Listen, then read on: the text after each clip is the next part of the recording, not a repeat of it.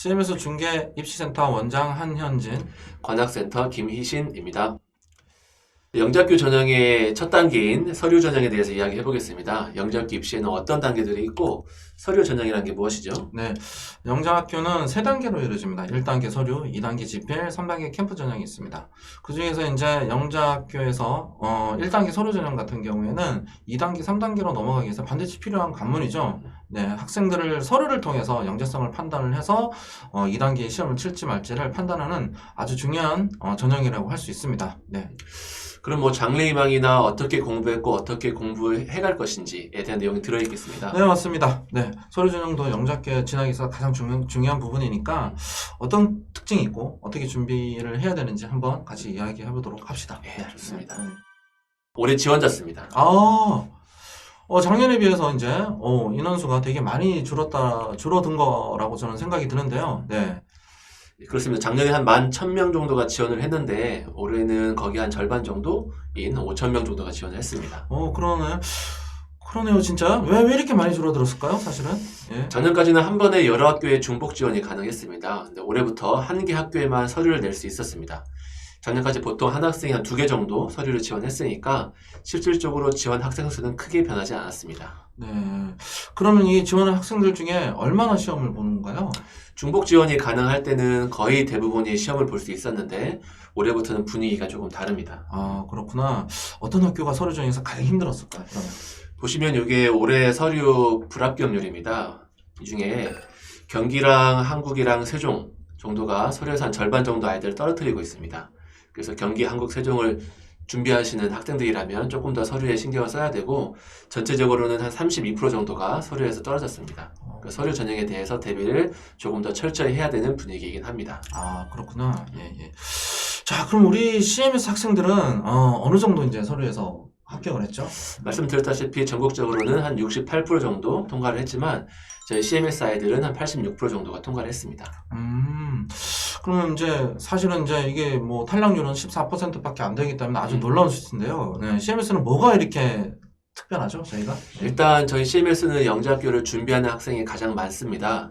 입시를 치르기 위해서 가장 중요한 것 중에 하나가 노하우와 데이터인데요. 저희는 가장 오랫동안 영재학교를 준비했기 때문에 많은 노하우를 가지고 있고 많은 친구들이 준비하기 때문에 가장 많은 데이터를 갖고 있습니다. 그래서 올해 바뀐 전형에서 가장 먼저 적응을 할 수 있었습니다. 서류 전형을 조금 더 구체적으로 보자면 어떤 것들이 있을까요?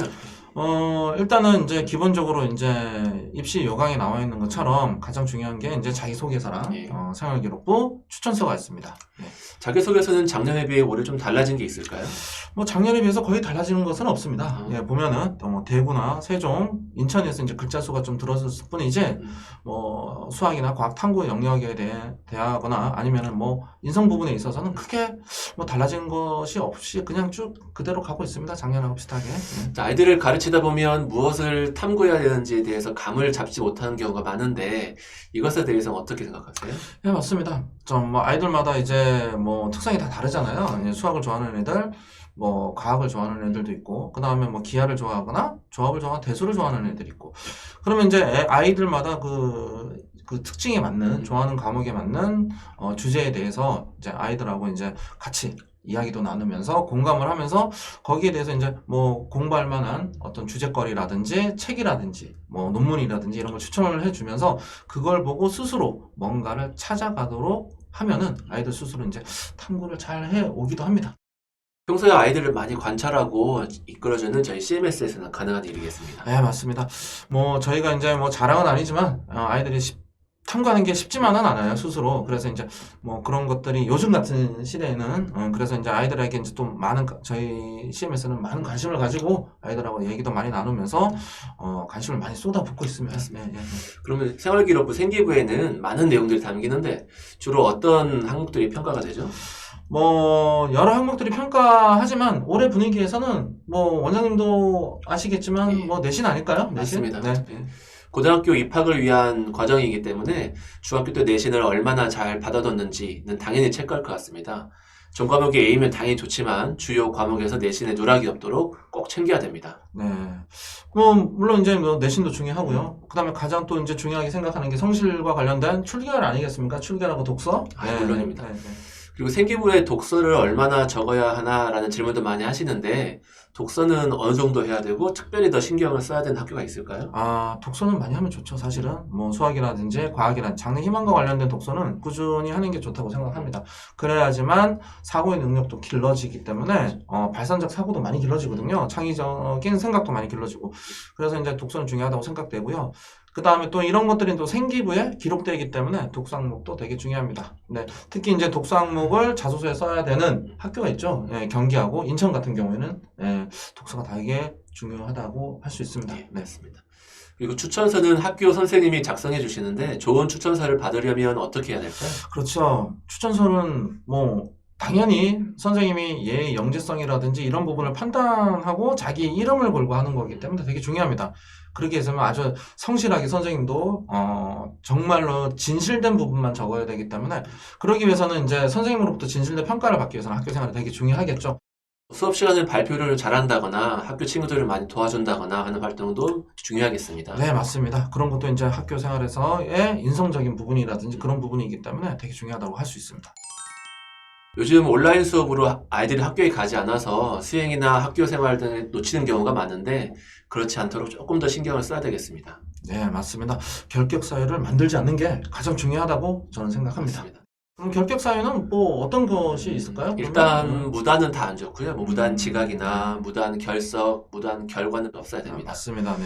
또한 내신에서 가장 큰 부분을 차지하고 있는 수행평가에서도 굉장히 신경을 써야 되는데 수행평가를 학교 선생님이 평가를 하시기 때문에 수행에서 좋지 않은 이미지를 주게 되면 나중에 생기부나 추천서에 그게 기록될 수 있습니다. 그래서 서류 전형에 좀 불리할 수 있으니까 수행에도 많은 신경을 써야 됩니다. 네, 맞습니다. 수행도 많이 중요하죠. 네, 선생님은 뭐 담임 선생님은 물론 이거니와 뭐 수학이라든지 과학이라는 동아리 활동, 진로 활동 선생님들한테 추천서도 써 받을 수 있잖아요. 네, 그렇기 때문에 생기부에 글을 적을 수 있는 선생님들한테는 아주 더욱더 성실한 모습, 그다음에 그런 모습을 많이 보여드려서 뭐 학교 생활에 있어서 무난하게 생활을 하고 있다라는 걸 평가를 받아야 되겠잖아요. 네, 네, 그러니까 맞습니다. 그런 부분이 가장 중요하겠죠, 사실은. 네, 네. 맞습니다.